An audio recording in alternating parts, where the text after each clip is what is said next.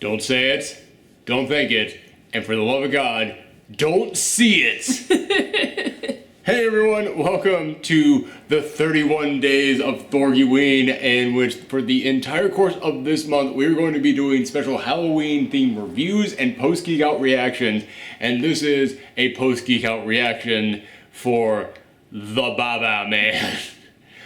Oh my god. For anybody who's not seen a post geek out reaction before, it's not a review. It's just a discussion between the two of us about the thing that we just saw, and that includes full spoilers. And normally I'd say, so if you haven't seen the movie, tune out now. Who the fuck wants to see this movie? Oh my god, I knew this was gonna be stupid. I had no idea. Whoo! Sorry, I rarely have to cut that early in one of these videos, but I had to take a moment to compose myself because this movie is just that fucking stupid. So the Bye-Bye Man, it opens up in, I thought it was the 50s, but you had to remind me, it's not only the 60s, it's 69. It's a year away from being the 70s. No one fucking dressed like that or had houses that looked like that in 1969. So this guy just comes home and he goes, did you say? No, he's not home. We later find out it's not his house. It's someone else's house. He goes up there, and she's just like, oh, hi, what are you doing here? She's like, did you tell anyone about it? Did you tell anyone about it? He's like, just one other person. No. And he goes, and he gets a gun out of his car, and proceeds to, like, blast her away, and then he walks inside, and there's a guy, he's in a wheelchair, but he's not in the wheelchair. He's on the floor, like, trying to crawl away, and it's like, you had to get away. You saw that he came in there and like shot her, and you thought, I have to get away. So you thought you could get further hopping out of your wheelchair and trying to crawl to safety. I don't think the people who make this movie understand really much of anything, but in like the first 2 minutes they let you know they think someone who can't use his legs and just crawling would be faster than a wheelchair, which raises the question, why do they think wheelchairs exist? This movie's dumb. But then he comes in and he's about to shoot the guy on the floor, and he goes, no, I told someone else. I told the next door neighbors. And then he shoots that guy, and then he goes over to the neighbor's house, and they start running back into the house. And that was just how this thing opens. It's like, okay, interesting. And then it cuts to modern days, and it's this guy, his girlfriend, and his best friend. And they are all moving into a house. It's the biggest goddamn house I've ever seen teenagers Yeah, own. like, that is the thing that really bothered me. It's like, when you saw it, like, you just thought it was like a little shanty or something. I must have like blinked during the establishing shots or something, or like looked away when they did the establishing shots. Because when I saw the inside, I was like, all right, it's like a 2-story condo. It's like a living room, you go upstairs, 2 bedrooms in there, guy and his girlfriend are gonna share a room, cool. There's an attic up there, all right, whatever. It wasn't until like halfway through this movie that I finally saw an establishing shot of the house. It's a fucking mansion, and they're college kids, and they keep going, yeah, you're real smart, you got that scholarship. I was like, how much is this fucking scholarship? And when I thought this was like a 2-story townhouse, I was still questioning how they could afford it. But I was like, well, it's a murder house. It's one of the houses where these crazy Bye-Bye Man murders happen. No, it's not.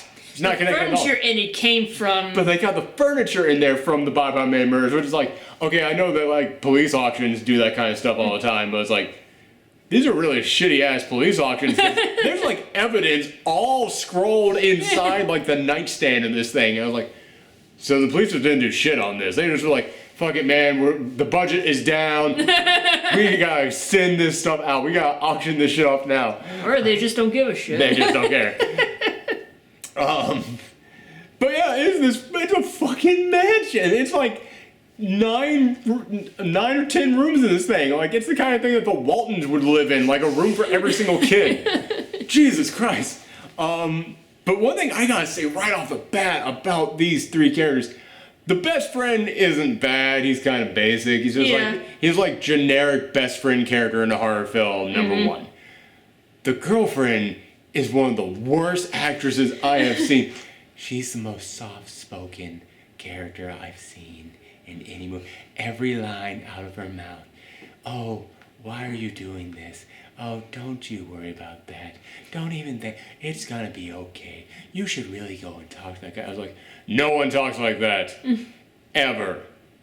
Ever. Like, I feel like they just kept going, we need you to sound really innocent. So I was like, okay, I'll just sound I'll just sound really weak. Like, I need to be protected. I was like, dude, what is wrong with your voice? Like, later on, she gets sick, and her sick voice sounds exactly as healthy as her regular voice, because it's, cough, cough.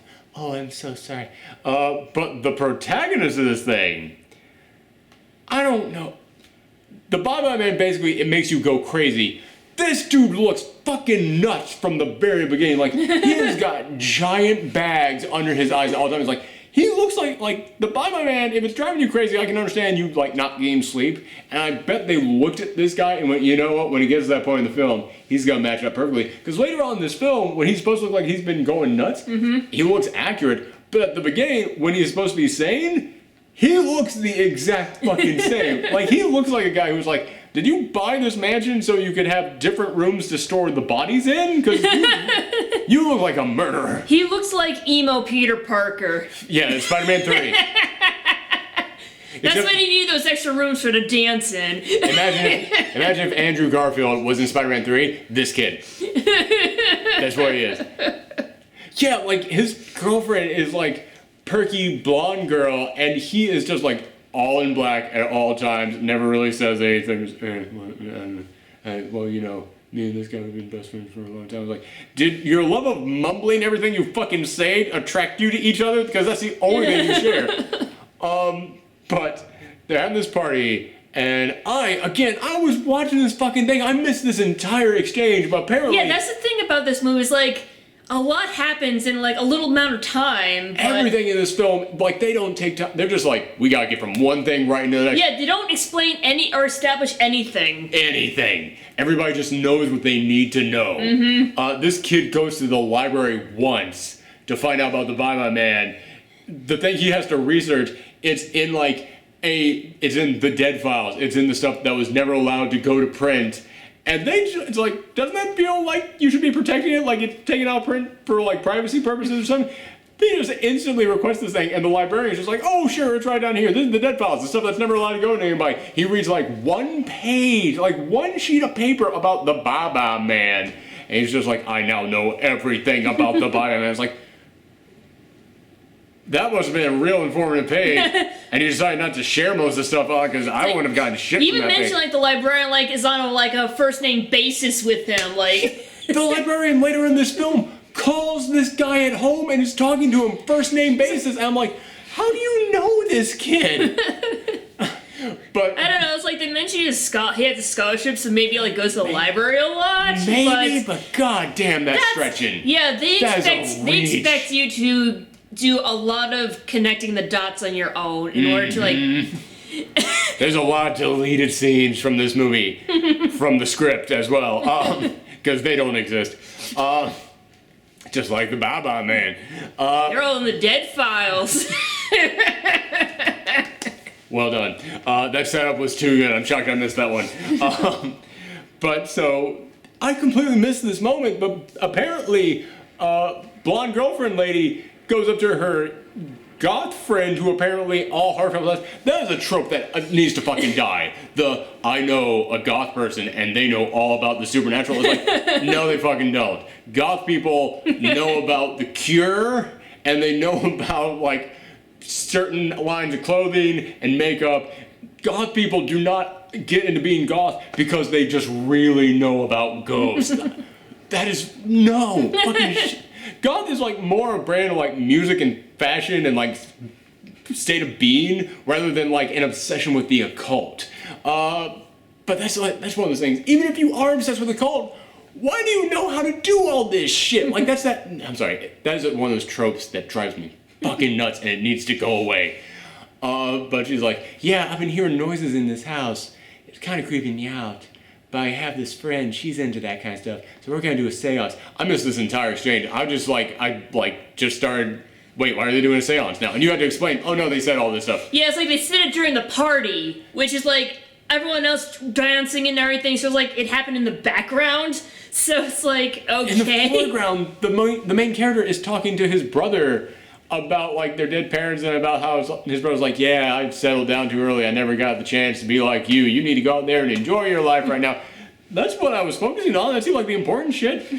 But then they go into this seance, and before this happened, he keeps finding these coins falling out of this dresser over and over again. Like these 2 coins keep falling out of it. And finally he pulls the dresser out, and written on the paper inside the dresser, just in a big spiral, it just says, don't say it, don't think it, don't say it, don't think it, don't say it, don't think it, don't say it, just over and over and over again. It looks like something out of a, Junji Ito. Like it looks like something out of like one of his designs. It's just a big spiral going around with all these words. And then he rips that paper off, and underneath it is carved into the wood, the Bye-Bye Man. And he's like, oh. And that's it. And then they have a seance, and the goth girl starts going, don't say it, don't think it, don't say it, don't think it. Yeah, apparently the goth girl is psychic, so... Again, another trope that needs to fucking die. If you need a fucking psychic to come into your horror film to allow you to progress the plot, you can't write plots. A psychic is a walking fucking Deus Ex Machina in a horror film. Like, okay, Poltergeist, I'll give you. That's the exception. No, like they literally hired someone who specializes in getting rid of ghosts to get rid of ghosts, so it makes sense. But I just happened to... I thought you meant in this film. No, in Poltergeist. Is that another thing I missed? No, I would... In Poltergeist, yes, exactly. It's like... Yeah, but in this one, it's like, I just so happen to have a friend who's goth and is into this and just also happens to be psychic and everything. So, we just happen to be able to do all this. Yeah, and she just starts going, don't say it, don't think it, don't say it, don't think it, don't say it, don't say it. Like, she just keeps yelling out, and then they go, don't say what? And then the protagonist goes, the Bye-Bye Man. And then it just suddenly cuts to black, and it's like that. Okay, I gotta say this right now. All right. Later on, it's revealed that if you hear or read the Bye-Bye Man, just if you hear someone say it, then the Bye-Bye Man, he's like an earworm demon. He gets into your head and he slowly starts making you go insane. And we don't know this yet at this point. However, I just gotta say this right now. If I am ever in a situation where someone is screaming out, don't say it, don't say it, don't say it, don't say it, don't say it, and then someone goes, don't say what? This? I will slap the shit out of you. I will slap you so hard those words will go back in your mouth. I will grab that word bubble and make you eat that motherfucker. Seriously, how fucking dumb do you have to be when a fucking psychic is having a seizure on your floor and just keep yelling out, don't say it, don't say it, don't say it, right after you saw really cryptic messages that said, don't say it, only to see this name, and then you think, I should say the thing I have had multiple cryptic warnings about to not say. I would slap the piss out of you. I would slap you so hard, the Bye-Bye Man would show up and go, damn, you got knocked the fuck out. It's so ridiculous. It's like a comedy bit. It's like that Candlejack episode of Freakazoid. Oh my god, I had the exact thought. Fucking, I literally thought, like, it literally is that episode for any of our older fans. In fact, for the younger fans, Google Candlejack. Google Candlejack. You'll see the thing we're talking about. Where Candlejack is basically the Bye-Bye Man. He is basically this guy. He comes and grabs you if someone says his name. And Freakazoid shows up and they're like, don't say it, don't say it. Don't say what? Candlejack? And he's tied up. Freakazoid, why did you say it? I know I shouldn't say it, but I wanted it to be like one of those gags on F-Trip, where they were like, I'm not wearing a dress, and then the next thing he's wearing a dress. I remember that exact episode of Chop Chop. It seriously looked like, you gotta be, what the fuck is wrong with you? And then he just says it, it cuts to black, and then next day he's at the library, he finds the dead file, and it's like, yeah, just one piece of paper crinkled up. Didn't even really say shit in there. Just like this guy went insane, kept saying, don't say it, don't think it. And there's some mention of the Bye-Bye Man there, and then it went, yeah, this is something, for some reason, the editor didn't want this to be in the paper. And all I could think is, okay, so if this writer went crazy because he knew the Bye-Bye Man, this means this editor, and probably a proofreader, read the Bye-Bye Man as well. Wouldn't there also be multiple other stories about them going on killing sprees? Because we need to point this out right now. This is the biggest, dumbest part of this entire thing. The way the Bye-Bye Man makes you go crazy, makes you start seeing things that aren't really there until you go insane, and basically you will end up killing yourself at the end. The only way to prevent the Bye-Bye Man from killing you is to basically destroy the thought of him, and the way you do that is by killing yourself and killing everyone else who has heard or read the Bye-Bye Man. Okay, does everyone see the fucking problem with this creature right now? It would literally be like saying, oh my god, the only way to defeat Jason Voorhees is if we murder every camp counselor at Camp Crystal Lake. It's like, isn't that what Jason's trying to do? So, to defeat him, you have to win for him? Yeah, it's like, it would be like saying, you have to beat him to it? The only way we can defeat this soccer team is if we score in our own goal multiple times. So then there's no way to fucking beat him at all. But like, here's the thing, like, if all you have to do is like think it or say, like, can't you like distract yourself with something else? Well, that's the other thing. The moment it's in your head, it's like it's too late. It's going to keep coming to you. It's like, it really is, you know, an earworm thing. It keeps digging in there. But like, that's why, like, there is a moment in there in which he says, this must be why they kept writing down, don't say it, don't think it. If you keep doing that, then you won't think of him.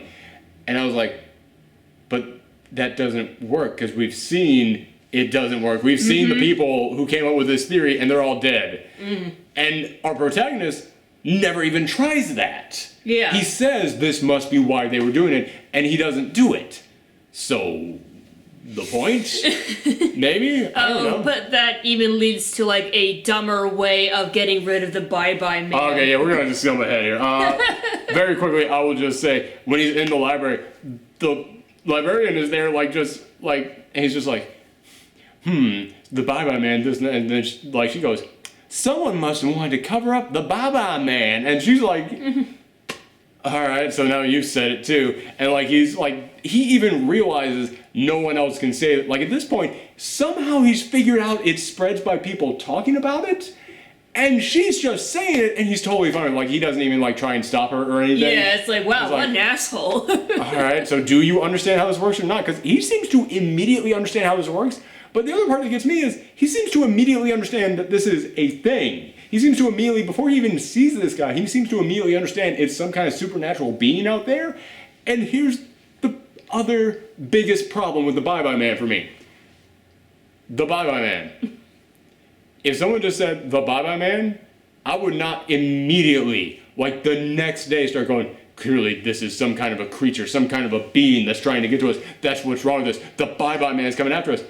The Bye-Bye Man is such a good word. If you said Freddy Krueger, and then the next day I started having weird thoughts, I'd be like, who was Freddy Krueger? Why did that name suddenly come to you? Clearly this is a person. We need to research who this person is. The Bye-Bye Man is just words. And what gets me is that they're like, yeah, anybody who says this, that's how it gets to you. And all I can think is, you mean to tell me no one in the history of mankind has ended a phone call with, alright, I gotta go. Bye-bye, man.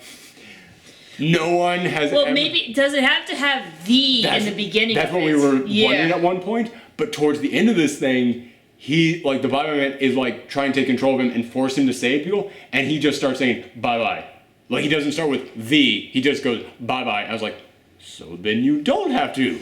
Because if it had to be the whole, the Bye-Bye Man, I can understand that's probably something that nobody would do. Nobody would probably put the in front of bye-bye.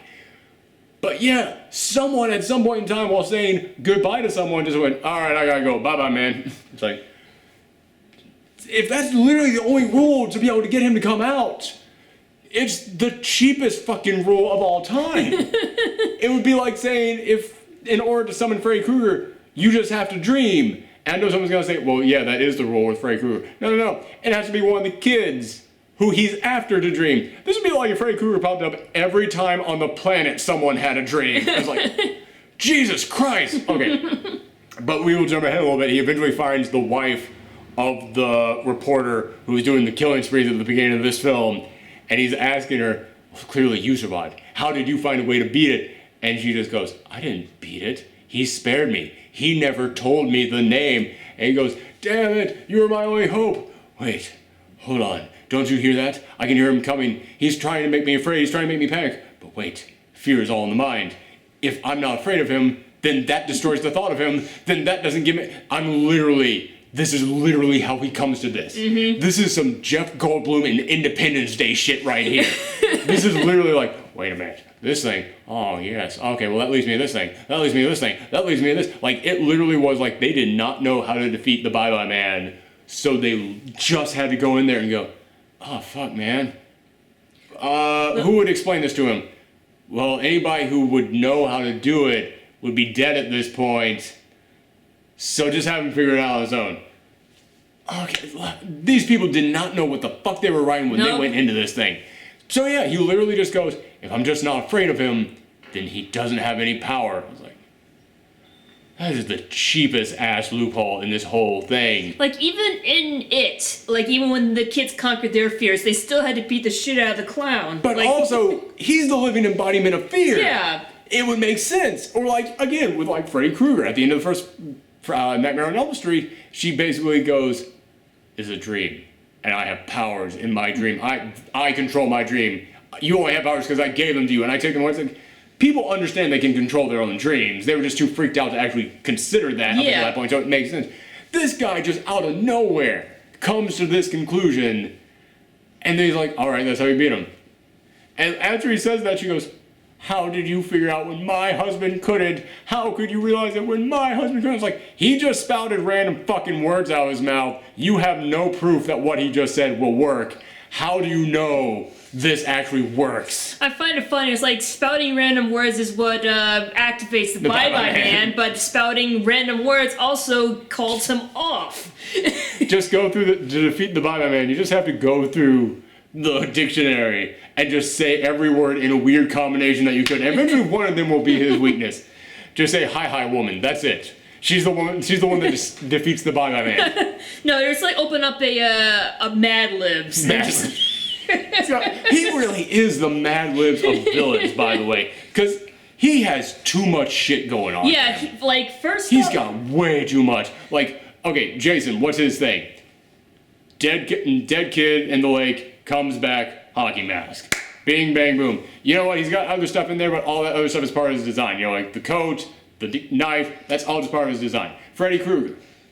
Attack kids, was burned to death, is alive in their dreams. That's it. Again, he's got some complex stuff with his design, but that's just his design. That's just one element in him.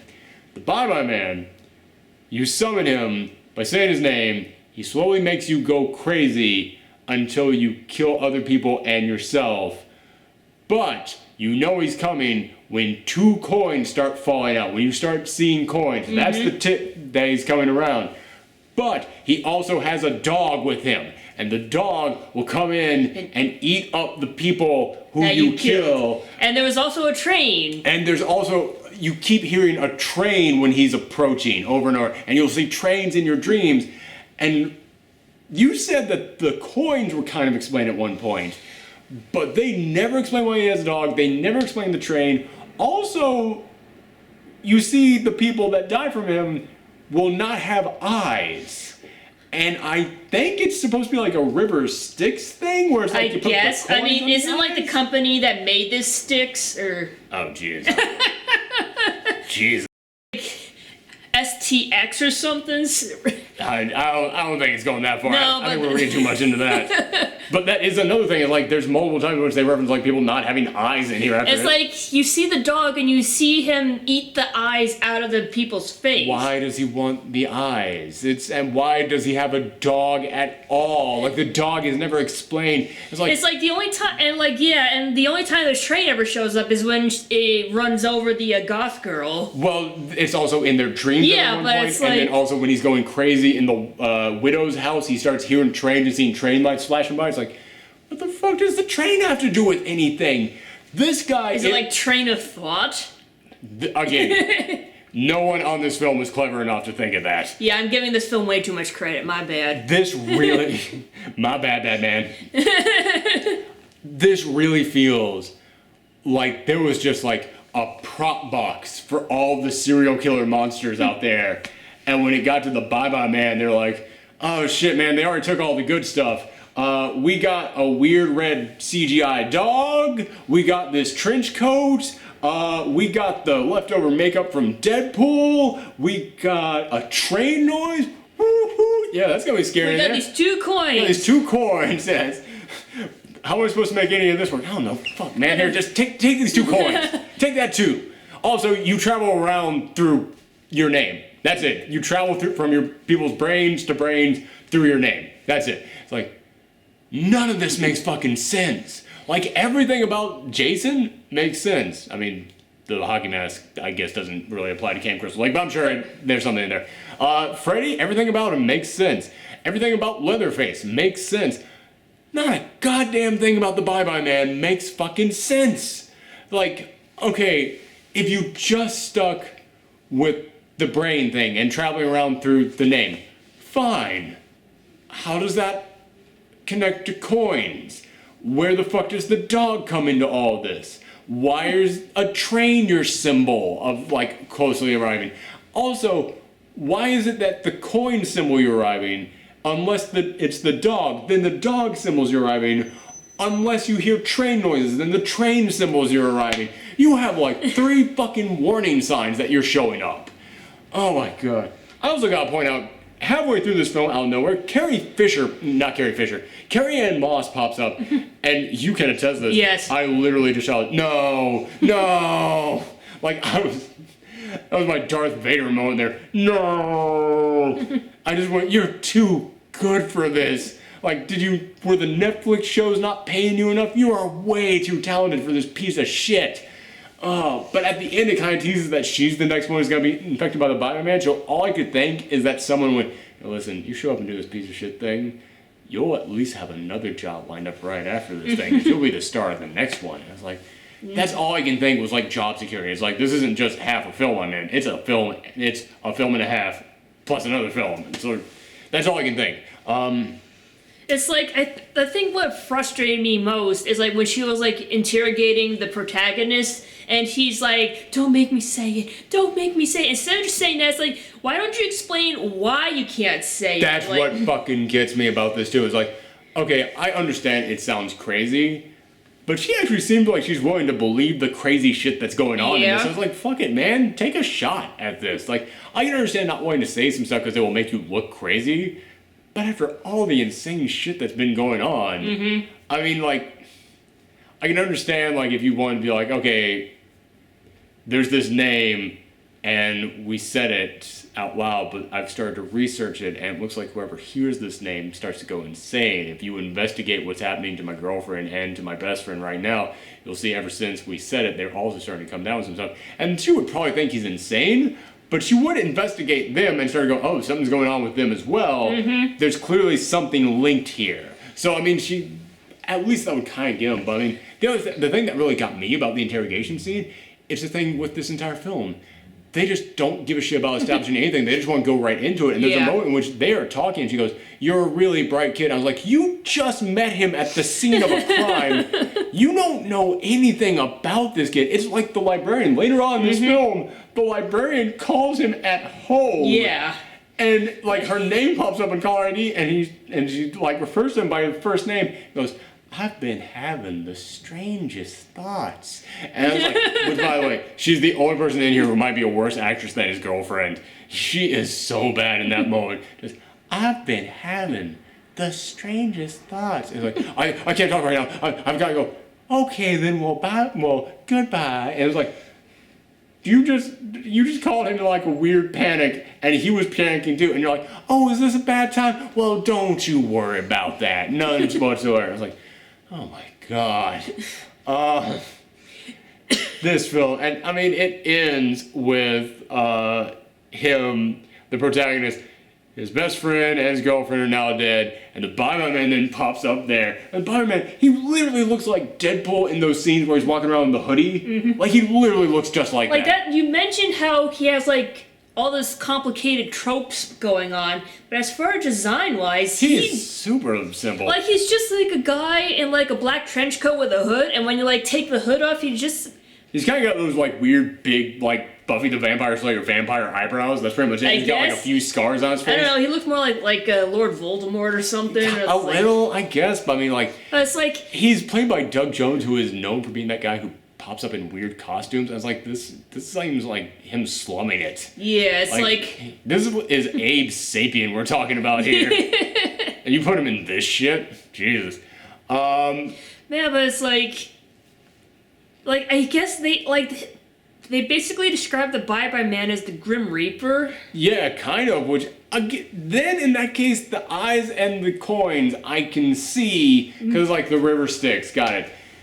Except then, it's like, okay, well, the Grim Reaper doesn't pop up because you fucking... because you say his name. Yeah, exactly, that's the thing, it's like... Then where's the fucking dog come in? Where's the train come in? It's like... If you just made this, like, if he was the villain in Final Destination, if, like, they actually decided to, like, personify death, and you just saw dude in, like, black trench coat and black hood standing out there, and whenever someone died in those films, they then lost their eyes and had 2 coins put on top of them, and they're like, okay, well, that's, like, you decided to personify death and make him a thing. All right. He would then fit as the villain of, like, personified death in those types of films. But the Bye-Bye-Man isn't personified death. It's just like something they were grasping at straws for. It's like the Boogeyman, kind of like they're way more like the Boogeyman. Except then, like I said, now nothing really works for his design.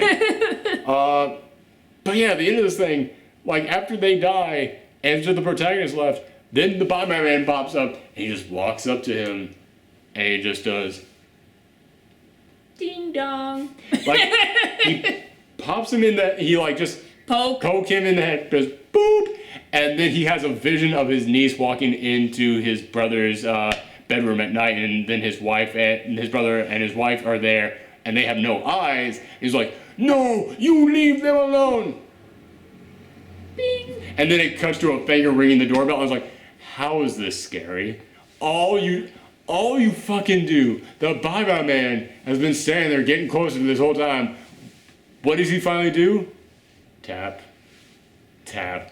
That's the only thing the Bye-Bye-Man actually does to these people. I get he makes them go insane and it's supposed to be them who's actually committing the horrible stuff. But fuck, man. It's nothing. Like, you gotta do something. Turn into a giant fucking bat. Like, fuck the dog. Eat their eyes out yourself or something.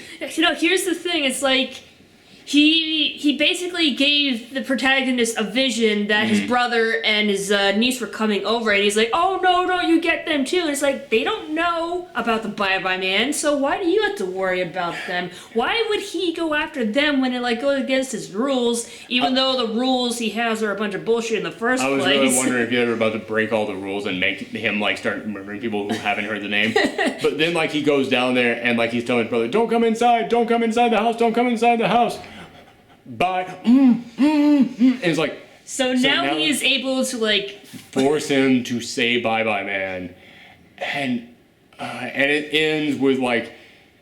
It ends with him blowing his own brains out. The house catches on fire. And then as his brother and his niece are driving back, he goes, yeah... Well, the niece says, yeah, while I was out there, I found this nightstand out there. Had a bunch of weird writing inside. Oh? What did this writing say? Daddy, you know I can't read in the dark. Ba-dum-ba-dum-bum. Like, I literally called that, too. It's like... You did. You really did. Yeah, because, like, the niece had to go pee, but they weren't allowed inside the house, so it was like, oh, she's gonna go find the drawer that he threw out, because even though it's evidence, he could have kept it for proof. He decided to throw it out. Or also, yeah, the drawer that has the Bye-Bye-Man written inside, he just picks up and throws it out into the back of the house.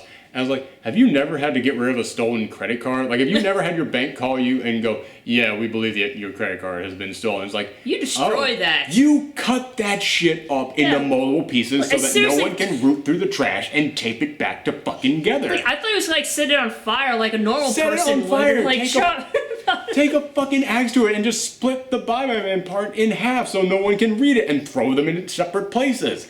Jesus Christ, this guy. But yeah, I was like, it ends on that moment after we just saw this guy blow his own brains out, and it's like, the Bye-Bye-Man will be back after these commercial breaks. It's like, Daddy, you know I can't read. That's our Bye-Bye-Man. It's like reminding me of like Full House or something. It was. It was like a Full House. Although I will say, that child actor, best actor in this entire fucking movie. That's kind of sad. Real sad. But it ends with Carrie and Moz coming in. They're like, one of them is still alive, and it's the best friend. They wheel the best friend out. And he's going, he's trying to say something. What is it? What is it? Credits. I was like, yeah, Carrie Ann Moss signed on to this whole thing just so they could be like, you sign on to this, you're guaranteed to be the star of the next film. I was like, you're too fucking good for that. You're way too good for that. Jessica Jones has a new season coming up. You know you'll be in that. You're fine. You're gonna be okay. You don't have to do this crap. In fact, if I find out that she didn't do one of those Netflix shows so that she could go and do this, even being in more episodes of Iron Fist would have been better than this. Well, one thing I want to like point out is like the Bye-Bye-Man like makes you see things that aren't real, and that's what makes you go crazy. So you see the protagonist, his biggest fear is that his girlfriend is gonna cheat on him with his best friend. Yeah. But you never see the fear never see the best friend's or the girlfriend's fears. It's one of those things which is like, so is it their worst fear that's happening, or is this just something he realizes will mess with him? Because I don't know what the other people have seen. We know the best friend at one point just sees bugs crawling off someone, but it's like, okay, is that your worst fear, that you'll just see bugs on people? But yeah, it was one of those like, you don't even really know what visions the other people are having. Yeah. The only visions you know someone is having is the protagonist is having visions of his girlfriend having sex with his best friend, and at one point he even comes home and he sees like them butt naked like having sex, except I swear this is definitely PG-13, and they cast that shadow solely over that dude's butt crack. Like, it was the most perfectly placed shadow. Like, no shadow would actually fit there. Like, you could tell someone was in the editing room was like, would this shadow get us an R? Make it a little bit wider. Yeah, something that's an R, make the shadow a little bit wider. It's like, where the fuck is that shadow even coming from? Because like, they're standing there both completely naked, and you're seeing like everything except when it gets to the butt.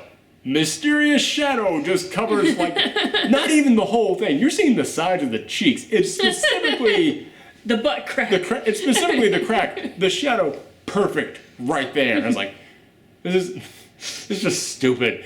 It makes you realize, I'm bringing this up not because I'm a perv, but because it's like, it goes to the point of like, okay, we don't know what everyone else's fears were, but we know that your fear is just your girlfriend having sex with this guy who's better looking than you, and then we actually see them like butt naked having sex, and it makes you kind of wonder, did the writer of this just really want to get these people naked? Like, it feels like this writer was like, I don't want to write a fucking horror film. I just want to write like pervy slash fic.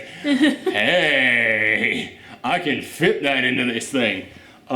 Which, by the way, I gotta say, this is actually based off of a book. Yeah, did you like look into it? I didn't look into it, but it's like, I remember the name of it was so much better than what... Yeah, like the Bridge to like Blood... it's like the Bridge to Blood Ballet or something like that. Yeah, something like that. Something like that. And I was like... That's a way better title than Bye-Bye-Man. Yeah, that is such a... Why did you change that to the Bye-Bye-Man? That is a name designed to be made fun of. But it made me actually interested in reading this book, because it made me go, there is no way a book with a story this bad would be picked up and be interpreted into something. Mm-hmm. The book had to be good enough that someone went, let's make this a thing, and they completely fucked it up. Mm-hmm. So I do kind of want to know what the original is. But yeah, this is one of the dumbest horror films I've seen in a long time. But it's hilariously dumb. Like, it challenges you to not laugh your ass off at this thing. It's so stupid. Again, I would definitely not recommend anybody seeing this unless you got a group of friends who like to laugh at terrible movies, because, God, this was made for it. This is made for, riff tracks right here. So yeah, if you guys want to check it out, that's the way to do it. Get some beers, get some friends, just crack jokes at this. It is hilariously stupid. But thank you guys for tuning in. This was our first post-geek out reaction for the 31 days of THORGIWEEN. So I have a lot more reviews and a lot more post-geek out reactions. We might only save the post-geek out reactions for the terrible films, because a terrible horror film is hilarious to talk about. So if you guys want to see more of those, remember we're doing them all month long. So thank you guys for tuning in, and you can always follow us on Twitter, Twitch, and Tumblr at Professor Thorgy. Thanks for tuning in, everyone, and happy Halloween. Bye-bye, man. Oh, no! I said don't say it! So fucking sick. Join us for the sequel, The Pee-Pee Poo-Poo Man. He makes you shit yourself. With boredom.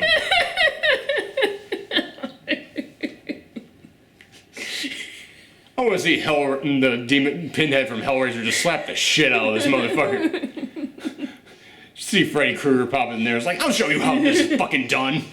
No, the best. Trying to invade their fucking dreams and make them go crazy. That's my business.